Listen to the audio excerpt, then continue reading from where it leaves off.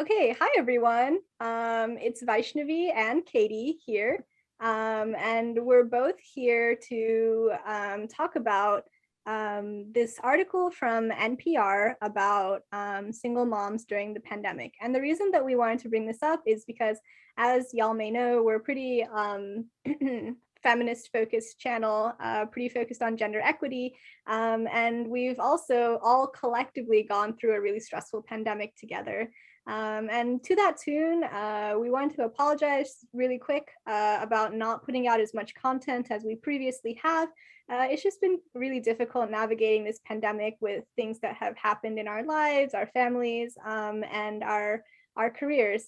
And we've also had lots of new developments. One of our team members, Maggie, recently was accepted into a speech pathology program. So we're so proud of her. Y'all may have remembered her. She used to do a lot of linguistics focused content on this channel, and we're so glad that she's able to pursue her passion.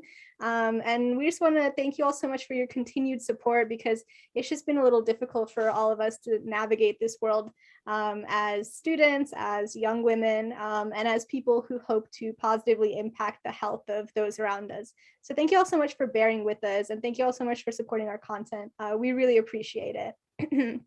So today, the piece that we're going to talk about is called Incredibly Scary: Single Moms Fear Falling Through Holes in Pandemic Safety Net, from NPR. And it's from the series Enough Already: How the Pandemic is Breaking Women. And the reason we picked this is because, as you all probably know, we can view different aspects of the world through a gendered lens. So different things will have gendered connotations to them, different social acts and things like that.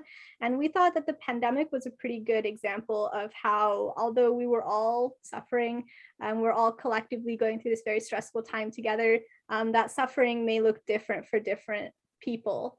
We wanted to focus specifically on motherhood because we're all at home now, including children being at home, and how that disproportionately puts a burden on people depending on gender.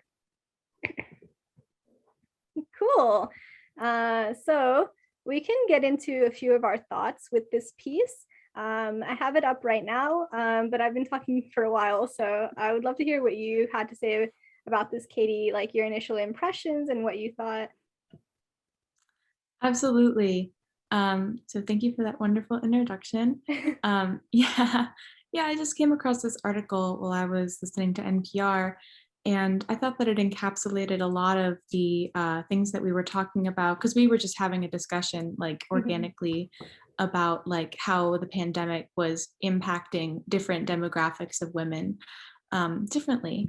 And I thought that this article kind of, captured a lot of that really well, because it explores it not only through like statistics, like it says correctly that the majority of single parents in the US are mothers, like 80.4%.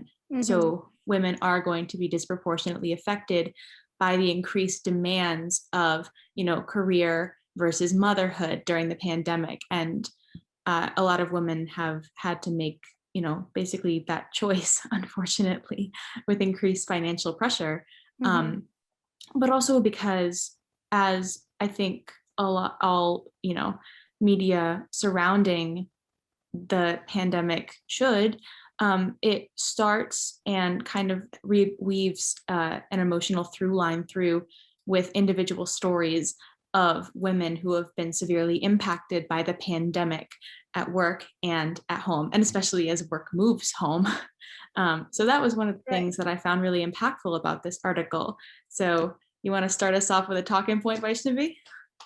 Yeah, for sure. So one of the things that this piece brings up sort of is one of the mothers in this piece talks about how she goes to work. She was an essential worker and her work was in person. So she goes to work for hours and hours. She has a very long shift, and then she comes home and her children are waiting for her at home, to, you know, take care of their needs, essentially, like cooking, cleaning, taking care of the house, you know, helping her kids with homework, things like that. And in women's studies, we call this the second shift. And Katie and I have talked about this.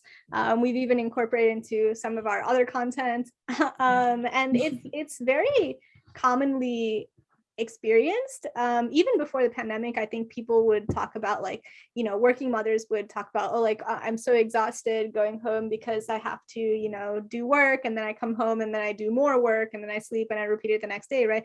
And I'm sure most of us have heard people we know in our lives who are working mothers talk about this and complain about this, and really express their experiences. But I think in the pandemic, it's kind of like an all-time high, especially because kids aren't in person in school anymore, right? So they're oftentimes home all the time. And so that second shift turns into like second overtime, I guess, or, you know, not just like a shift, but like a constant pressure to think about on top of like an already paying job. And I think it's really important to think about how this second shift sort of afflicts one gender more than the other. And of course, right, these are single mothers, who there might not be another person in the house to sort of help out. But I think that's what makes it all the more important to consider how taxing this sort of going to work, and then coming back and then doing more work can be, especially when a single person has a whole family depending on them. Yeah. Yeah. I think, I mean, obviously you made a lot of really salient points there. And one thing that you touched on and that also struck me about this article is that you talk about, like, you know, the increased burden of like the second shift and the second overtime, which I think is a really good way of describing it. And you know, the burdens of this and that. And I think that burden kind of plays heavily throughout the article, because as, you know, as mothers are taking on more burdens and greater burdens, they also feel pressure to not put those burdens on other people. So that's something, for sure. Yeah, that's something that I noticed throughout the article. So did you want to talk a little bit about that? Yeah, for sure. Oh my gosh. One of the people in the article was talking about how she had to move in with her sister, but she felt really uncomfortable doing that because she didn't want to place that burden on her sister. And I think it's important to sort of talk about here what this means for families as well, because right, like we see that when people don't have those social safety nets to fall back onto in times of struggle, they'll fall into their own safety nets. And that might cause, like, you know, some people might not have those self-sustaining nets to fall into, and for some people it might not be the best choice to move back in with family. And furthermore, I don't think anybody should be considered a burden. I don't think the care of anyone should be considered a burden. But by sort of cohabitating like that, people will share the responsibility. But that also might mean, right, for somebody who has a few children and live separately, if they're forced to go live with their family, it also might mean their family then has less of an opportunity to contribute economically or to, you know, pursue the things that they would want to do to the intensity that they would before they had an entire other family move in with them and things like that. And one of the women in this article says, this is beyond politics, this is people's lives. And I think that's something that's pretty important to consider as the pandemic has worn on, because we've really been able to expose the holes in how the US supports people. And I think that ties really closely, not into politics, but into public health, right? Which I know is an area of expertise and passion for you. So I was wondering what you feel about how these different gaps in the U.S. Social safety net, how those tie into negative or positive impacts in public health? Oh, that's a big question. And expertise is very generous of you to say, but it is something that I'm interested in. And when I was reading this article, I was thinking a lot about like, my, I guess, some personal experiences, and then like, especially people that I know from like, my school and like my brother's schools, and how the different like, social safety nets or lack thereof, as far as childcare have played out. And how, I mean, the image that comes to my mind is of, the few times when I've had to like, pick my brother up from high school, or he goes to school, and he goes to like an inner city school. And it's just like the, the line of cars, like just waiting and like idling for so long, and to, pick up their kids, and how many people are like showing up like in their work clothes, and how many people are like showing up in like, fast food uniforms to pick their kids up from school. And it's like, well, what kind of, and this is like at the height of the pandemic. And it's like, well, it was, I mean, it was like right after they were able to go back to school. Right. But it was like sort of what that looks like over, for different families. And then, when we were driving, and then like some of the kids at his school also, work like morning jobs right before school. And, how difficult is it to avoid being exposed when you have to go into work, when you are like an essential worker. So that is just something that I was thinking about. I don't have any good answers, but as I was reading this article, it just brought some things to mind. Yeah, that's so true. That's so true. And I think you really brought up a point about how can we expect people to contribute meaningfully, like economically, or to like the better growth of society, when those sort of safety nets aren't really in place to aid aid in that development, essentially.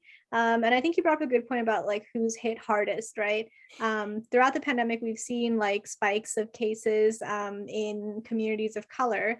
And it's because of at the root cause, right? Communities of color have been historically excluded from medicine in the US.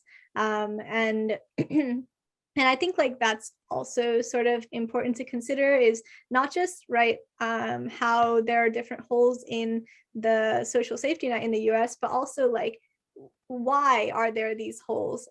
Who is it there to benefit, and who do these gaps not benefit? Who commonly falls through them, and what's the purpose? Essentially, I think that's what I've been thinking about. As I read through this piece, I was like, what's the purpose? Like, what's the point of not having childcare, or what's the point of not having different programs available where people can feel secure in supporting their families, and also supporting the growth of the growth of society, essentially. And I know, like, well, I'm imagining, right, as a women's studies major, having studied some of these, that it comes from historic oppression, generational trauma, that different communities have been excluded. And so I'm wondering, from your perspective as a medical anthropology student, how you feel, or what you've read about how different communities have been excluded, and how this impacts essentially everyone's ability to contribute to the growth and development of a society. That goes a little beyond this article, but I think it ties to some points that they were making about how they feel, right, unable to like contribute to their jobs, or unable to contribute to their families because of the pressures placed on them. Yeah, it's a very neoliberal idea of like the idea that you are only valuable, your value is only measured by your economic output. And yeah, I think that does come up in the article, you know, the idea of not wanting to, my mind always goes back to like the idea of being a burden. And Yeah. because I generally feel like a burden to everyone Oh around me no, all of the Katie, no. time. Oh no.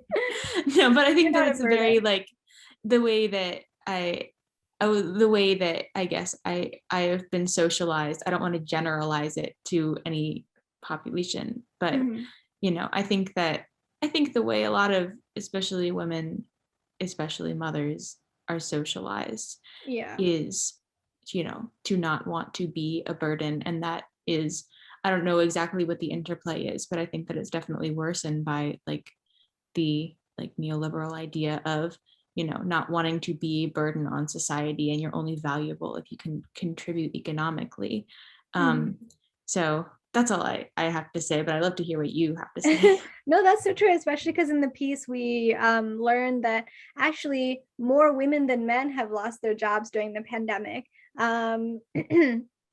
And I think that's really crazy because, you know, what does that mean? Like if, right, we think that our value is tied in our economic output, like what does that mean for the value that different groups of people have if they've been disproportionately impacted by a loss of the opportunity to contribute to economic output or economic growth, and particularly women, right? And you mentioned, you know, I want to tie back to your points about burden a little earlier because I think it's so in women's studies, we learned pretty early on that some of the like some of the things that impact women as they grow is socialization, right? As you've mentioned, there's like we are socialized as women to think that, you know, we are inherently burdens and we don't want to burden other people with our afflictions or with the things that bother us or things like that. But that also means that throughout their lives, right, women in general will have more developed or stronger or just by chance more social networks in place than men might have, and this again is an issue that that is in feminism. I just want to like take a second to like just like side note or like side box just in feminism. Feminism is a field that does work towards dismantling structures such as toxic masculinity, or dismantling structures that enable patriarchy by forcing men or people of a dominant gender to behave a certain way, and repress their feelings and not make social networks or not develop, you know, like long lasting support networks like that. Those are all manifestations of patriarchy, and feminism is a structure that works very actively to sort of dismantle that. So feminism works for the benefit of all people by dismantling patriarchy. I just wanted to like make that a little side note. So back to the main point of the article, because we're talking about single mothers, and women oftentimes have just more social networks in place just because of socialization, just because of the values that are pushed onto women from a young age. And one of the mothers in this piece talks about how she doesn't want to be a burden to her friends. She doesn't want to talk about how she's close to losing her house, about how she's having a hard time managing her children. And so I think this set up a really interesting dichotomy in which, you know, like it's like, yes, you can have a social network that you can talk to about like lighthearted things or about you know, things that might not be too serious, but you can't talk about, you know, oh, I'm going to be homeless, or oh, I need your help with this and this. And of course, like some people might have those social networks irrespective of gender. I'm just saying, like looking through a gendered lens, it's interesting to see how those two prongs of socialization interact with each other. Both, like, you know, women are expected to maintain really large and robust social networks, but they're also expected to not be a burden to those social networks, right? So I always thought that it was really interesting to see how those two aspects of socialization interact. And it was crazy to see it manifest in this article as well, because I think that's one of the more like subtle nuances of women's studies and like women's experiences that people might not initially notice. And it was crazy to see it like presented in this way in this piece. Wow. That's so, I always learn something when I talk to you. I learned so much when I talked to you too, Katie. And so I guess we're each other's social networks. Maybe the real social network was the friends we made along the way. we are friends. So I know I we're feel friends. No, it's all for the camera. and it's not all for the camera. We actually hang out. It's not all for the camera.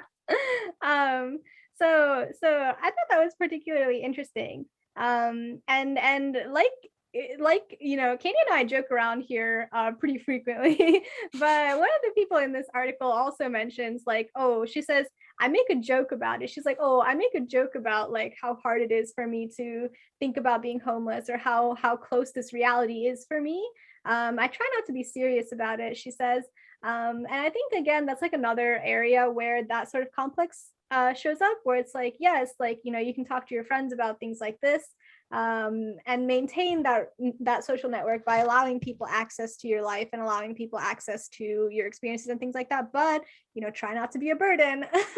And so the way that she navigates this is through humor. And again, like people might be wondering, oh, you're thinking about this too deeply, or you're thinking about, or like, that's not what it actually means. And yeah, I think like anytime in the humanities, there's always like a contention of, oh, this isn't how you should interpret, or this isn't what it actually means. But I think one of the beauties about studying the humanities and studying people's experiences is that there's multiple different lenses to look at any one thing. And in this case, we're looking at it through a gendered lens. And again, this is not particular to like a generalizing experience. And I'm sure there's people who have experiences that are outside of what I'm saying right now, because like human life is so diverse and varied. But I'm saying like generally, these are social structures that we've seen that have been so common that like students study them in school, like I have. And so it was interesting to like see that interplay in this article between different concepts like the second shift, right, that we talked about, and ideas like like being a burden or being burdensome, and also like having to maintain strong social networks.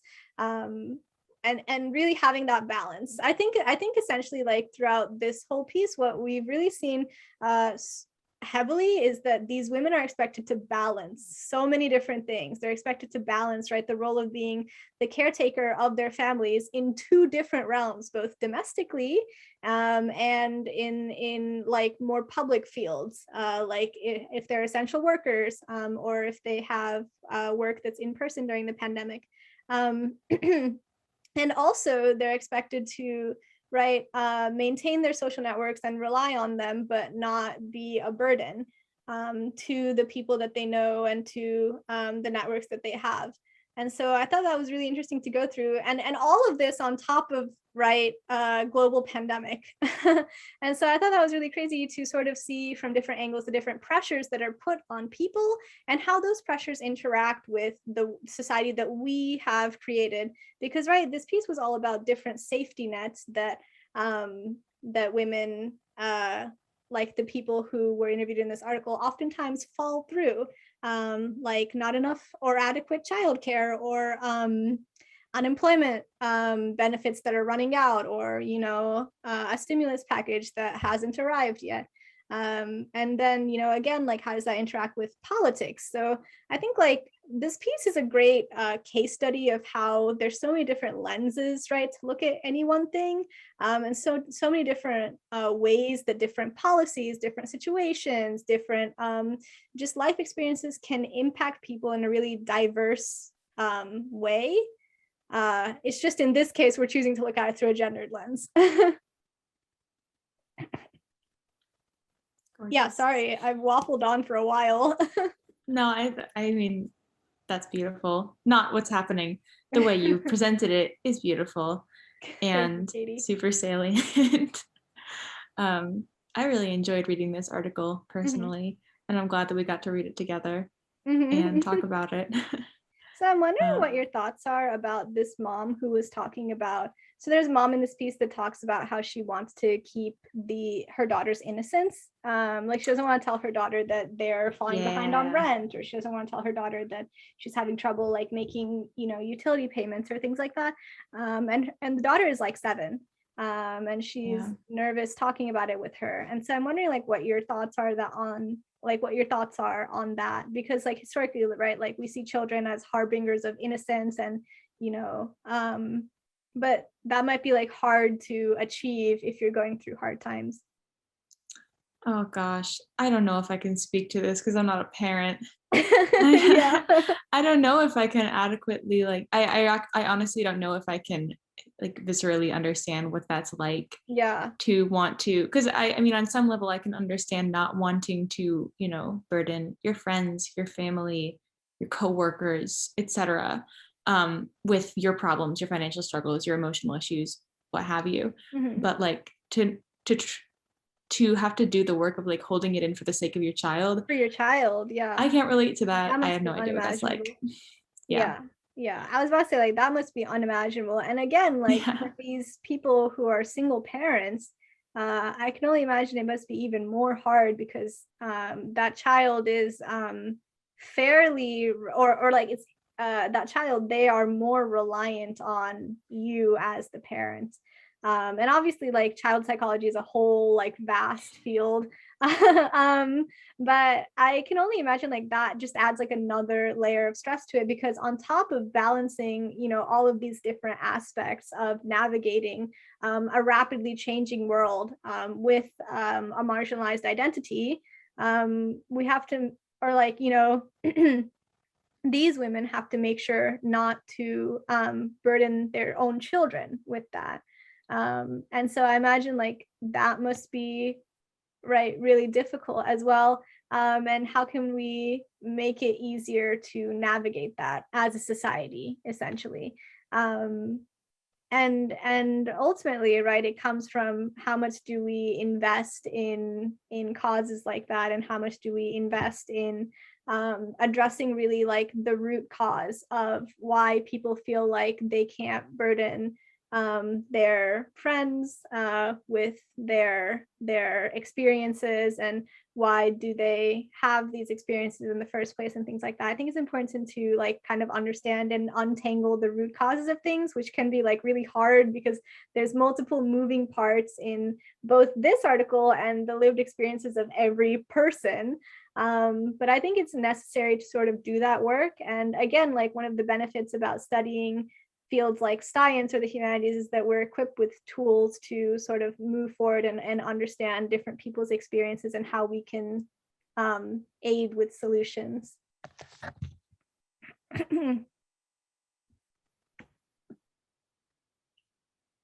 Is it my turn to Yeah. talk?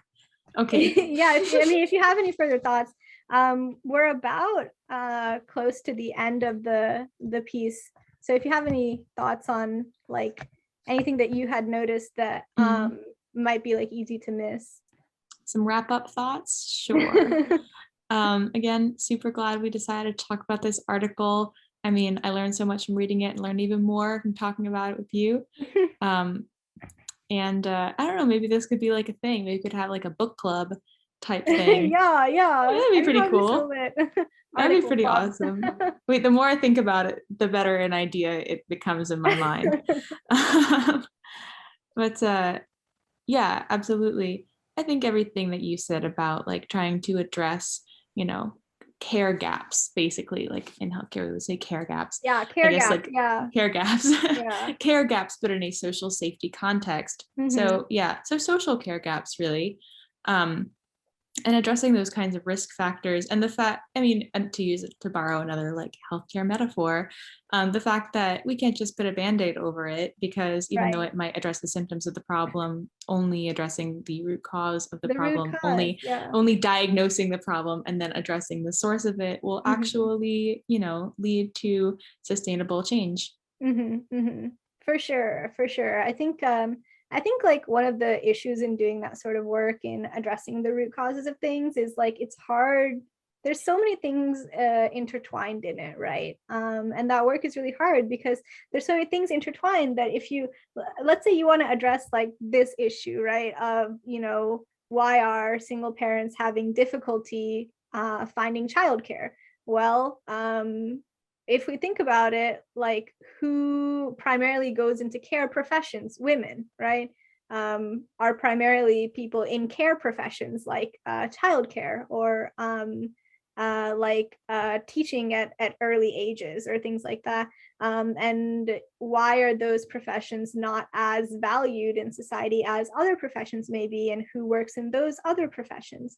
And then you have to think about other things like, how does this like disproportionately impact women of color if they can't access childcare, like, and how does that impact everyone's ability to contribute to society and things like that? So it's just a lot of questions to ask, and it's a lot of things, like it's a lot of moving parts, but I think ultimately, like, only when we address the root causes from both like an objective yet empathetic manner can we really like move forward in empowering communities. Because I think like addressing root causes is definitely key, but it's easy to get lost in all of the questions and forget like the reason that this work is necessary is to empower communities. I think at the end, one of the women mentions her thoughts on this, which I think is pretty apt to how we conceptualize these experiences in society. She says, it's like Tetris, trying to fix all the pieces so everything is covered.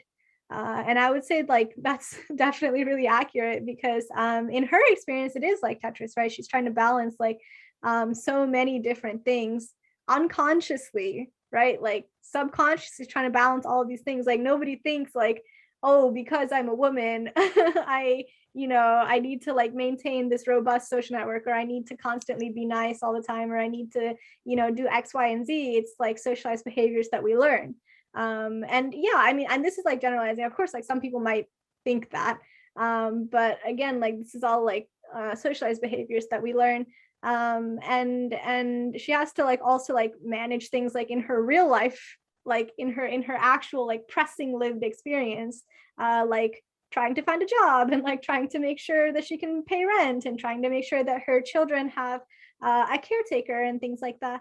And it's also hard for society to balance all of these things, right? Like how do we as members of like a larger society make sure that everyone in our society is cared for, and make sure that we are actively working to remove inequities? It is like Tetris, right? We're trying to fix all of the pieces so that we can cover everything, so we can give everybody an equal and even chance at pursuing the life that they want to lead. Thanks for listening. Thank you for speaking. Oh, are you talking to me? Or Yeah. are people listening? Yeah, no, thank you for listening, Katie. Thank you. Thank you for speaking. I I think like I was really listening to you waffling talk. on for a while there, but anytime we talk about things like this, I think it's always like, I don't know, I always like go to that place where I'm like, well, I wonder why things are like this. Essentially, like, I wonder why things are like this. I wonder why our society ended up this way. But also, like, I wonder what I can do about it. I wonder what other people can do about it. I wonder how, like, I can alleviate this suffering even a little bit. Because I think that's what it's all about, essentially, like alleviating suffering from as many angles as we can.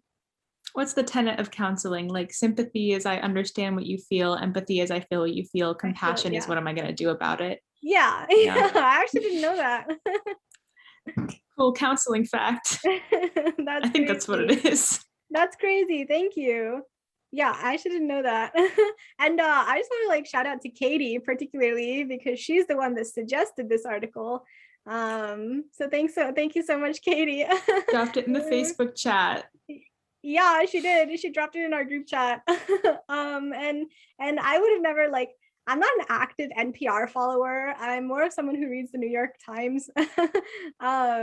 So I would have never like come across something like this, but that's also like another area where I think, to our viewers, I want to, and I think like I can speak for all of us, like we want to collectively encourage you to use your lived experiences and use your education, or if not that, your perspectives that you have developed throughout your life, because you are a unique person who has unique opinions to offer. And we hope that you're able to use those to sort of, digest media like this, or look at other people's experiences from a sort of lens that you have experienced, because when we do that, what we can do is not only understand the other person's experience, but also uncover root causes that are so important to discover, so that we can address them and move forward with creating a more equal society.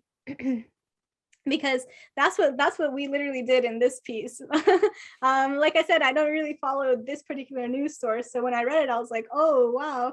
And we were both able to approach it from different angles and like address different ideas within it. And I really hope that you all feel empowered to do that as well, because when you empower yourselves, you can empower your communities, and then we can all come together through unity formed in diversity so that we can address these causes and create a more equal society, essentially, which is what it's all about.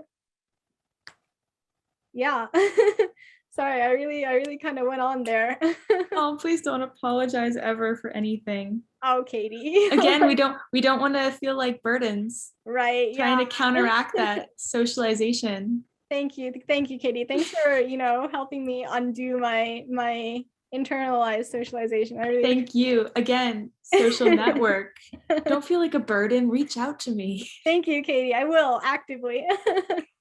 Love So you. our next video will probably be about a similar topic, something that Maggie will decide to talk about, which again, huge congrats to her, our first Vigilante in graduate school. So we're so glad for her, pursuing new knowledge, going places. And so we look forward to joining y'all next time. And again, thank y'all so much for your time and your support, because it really does mean a lot, because we really are so like, I don't want to say sorry, but we really are like I guess I'll say sorry. I can't think of a better word. We are oh gosh, it's too late for this. My brain is fried. We thank you for your support. It is a true, like, legit joy to like I look forward make to making these videos. videos. I look forward to it too, because it's, stuff I care about. I love to learn, and I especially love to learn with my good friends. And I mean, it's also a way to connect to a community of people like all of you. Absolutely. Are It is willing to learn as well with us. And we learn from you all too. I really appreciate all of y'all's support, and we look forward to making more videos. Thank you so much for your graciousness during this time period, because it's been difficult for all of us, but we haven't forgotten about this channel and about the commitment that we made to our viewers, to our supporters. So thank you all so much, and we really look forward to seeing you next time. Absolutely. Well, thank you so much, Vaishnavi, and thank you so much to everyone who is listening and watching right now. It is real bliss to be here, and see y'all next time. See y'all next time.